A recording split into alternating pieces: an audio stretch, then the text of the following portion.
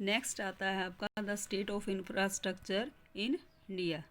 इसके बाद इसमें एनर्जी से रिलेटेड दिया हुआ है बेटा कि आपका जो सोलर सिस्टम है या एनर्जी है वो आपका कितना बड़ा है। जैसे इसमें एनर्जी आपको भी पता है कि सोलर सिस्टम अब जो फ्री लैंड है उसमें सोलर सिस्टम लगा दिए गए हैं, और जो सोलर सिस्टम है वो सबसे बड़ा जो है सिस्टम है एनर्जी का।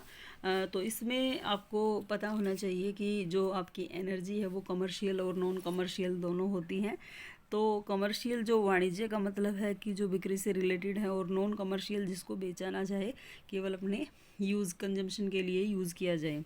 जैसे आपका कोल है, पेट्रोलियम है, प्रोडक्शन है, नेचुरल गैस है, ये आपके सोर्स हैं। उसके बाद फायरवुड दे रखा है, agriculture wastage and animal waste, ये सारी चीज़ें आपकी क्या हैं, एनर्जी से रिलेटेड हैं। ये जो आपकी जैसे गोबर सिक्के उपले जो होते हैं उनसे जो हम बनाते हैं वो आपका नॉन कमर्शियल एनर्जी सोर्स है। ठीक है। उसके बाद इसमें डिफरेंस है आपका कमर्शियल एनर्जी और नॉन कमर्शियल एनर्जी में, ये आप कर लेंगे। उसके बाद है कन्वेंटियल और नॉन कन्वेंटियल सोर्स ऑफ एनर्जी, कि जिनको हम रिन्यूअल एक तरीके से कह सकते हैं कि बदला जा सकता है। जैसे आपने 10th साइंस में पढ़ा होगा कि कुछ साधन ऐसे होते हैं जिनको दोबारा से प्रयोग किया जा सकता है, और कुछ साधन ऐसे होते हैं जिनको दोबारा से प्रयोग नहीं किया जा सकता।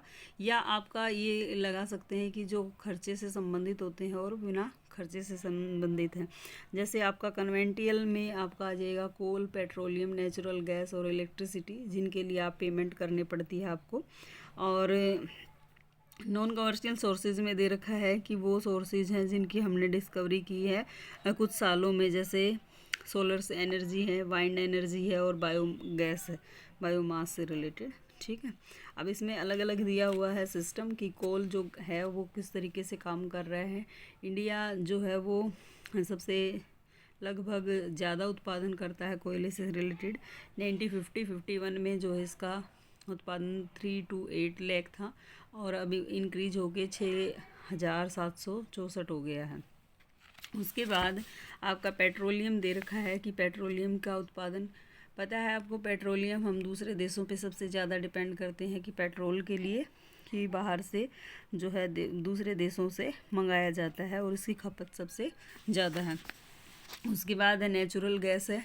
नेचुरल गैस भी एक एनर्जी का सोर्स है। इसमें एलपीजी भी रिलेटेड आएगा आपका, और जिसको हम घरेलू खाना बनाने में इस तरीके से रसोई गैस में यूज़ करते हैं।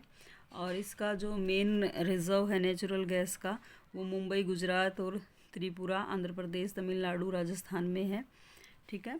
और उसके बाद है इलेक्ट्रिसिटी से रिलेटेड। इलेक्ट्रिसिटी बिजली से संबंधित जो भी है ये भी आपको पता है कि आपका एनर्जी सोर्स है। इसमें थर्मल पावर लगाए जाते हैं, हाइड्रो इलेक्ट्रिसिटी होती है, ऑटोमिक पावर स्टेशन रहता है इसमें। ये 3 तरीके की इलेक्ट्रिसिटी मेन पैदा की जाती है। और इलेक्ट्रिसिटी के बेनिफिट आपको पता ही है, कहाँ कहाँ यूज़ किया जाता है और कितनी मात्रा में यूज़ किया जाता है। पहले क्या होता था, बिजली के जो साधन होते थे वो कोयले के साधनों से यूज़ करके, बिजली के साधनों की जगह कोयले का साधन यूज़ किए जाते थे। उसके बाद नॉन कन्वेंशियल सोर्सेज दे रखे हैं। इसमें सोलर एनर्जी आपकी मैंने बताया था, और वाइंड एनर्जी आपको पता है कि पवन चक्की आपने पढ़ी होगी कि खुले में बड़ी बड़ी चक्कियाँ बना दी जाती हैं, जो ये इस तरीके से सोर्स है, और वो क्या करती हैं, किसी भी चीज़ को चलाने का काम करती हैं। बायो मास इसी के अंदर आएगा। इसके बाद इन दोनों में डिफरेंस है बेटे। और बायो एनर्जी के बारे में दे रखा है कि बायोगैस है। आपको पता है कि गोबर का जो खाद होता है उसको बड़े से टैंक में गोबर को डाल के उससे गैस बनाई जाती है, जिसको हम एलपीजी की तरह यूज़ करते हैं। उसके बाद प्राइमरी और फाइनल सोर्स ऑफ एनर्जी दे रखे हैं कि प्राइमरी सोर्स कौन से हैं। जैसे कोयला है, पेट्रोलियम है, गैस है, ये आपके प्राइमरी सोर्सेज हैं।